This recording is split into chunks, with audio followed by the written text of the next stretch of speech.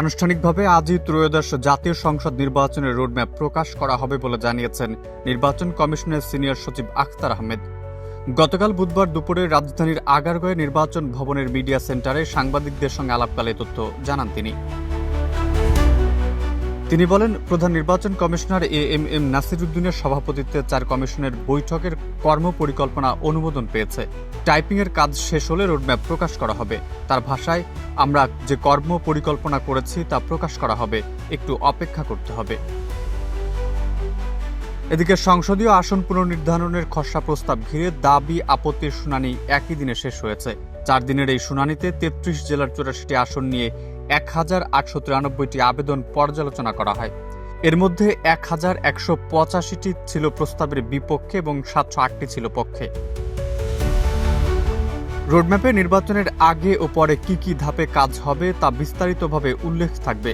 এর মধ্যে রয়েছে তফসিল ঘোষণার আগের ও পরবর্তী কার্যক্রম, রাজনৈতিক দল সহ অংশীজনদের সঙ্গে সংলাপের সময়সূচি, ভোটার তালিকা হালনাগাদ, নতুন দল নিবন্ধনের প্রক্রিয়া, নির্বাচন আইন সংস্কার, আসন পুনর্নির্ধারণ, প্রশিক্ষণ ও প্রস্তুতিমূলক কর্মসূচির ধাপ।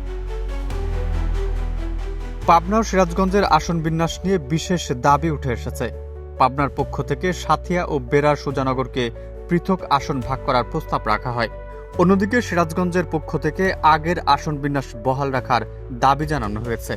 এক্সট্রিম মশার কয়েল প্ল্যান্ট ফাইবার দিয়ে তৈরি, ডেঙ্গু, চিকুনগুনিয়া বাহি সহ যে কোনো মশার বিরুদ্ধে দেয় এক্সট্রিম সুরক্ষা। পাবনা 1 এবং 2 আসনের যে সীমানাটা আছে এটা পুনর্নির্ধারণের জন্য একটি আবেদন নিয়ে এসেছিলাম।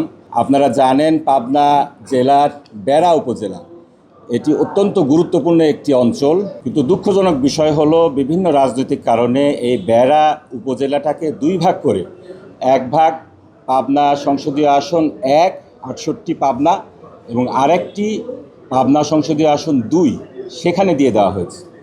পৌরসভা সহ 4টি ইউনিয়নকে পাবনা 1-এর সাথে দিয়ে দেওয়া হয়েছে সাথিয়া উপজেলার সাথে, আর বাকি 5টি ইউনিয়নকে দেওয়া হয়েছে সুজানগরের সাথে। সংসদীয় আসনটাকে পুনর্বিন্যাস করতে হবে। বেড়া এবং সুজানগর নিয়ে পাবনা 2 আসন হতে হবে এবং শুধুমাত্র সাথিয়া উপজেলা নিয়ে পাবনা 1 আসন হতে হবে। শাহজাদপুরে 4 ইউনিয়ন এবং চৌহালি ইউনিয়নের 7 ইউনিয়নকে ভেঙে যে সিরাজগঞ্জ 5 আসন করাতে আমাদের ভৌগোলিক সমস্যা, অর্থনৈতিক সমস্যা, উন্নয়ন সমস্যা এবং প্রশাসনিক, শিক্ষা, স্বাস্থ্য সবগুলো সমস্যার মধ্যে আমরা আছি।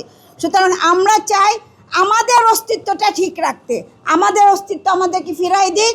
সিরাজগঞ্জ 6 আসন আমাদেরকে পুনর্বহাল করে দেওয়া হোক, এইটাই আমাদের দাবি।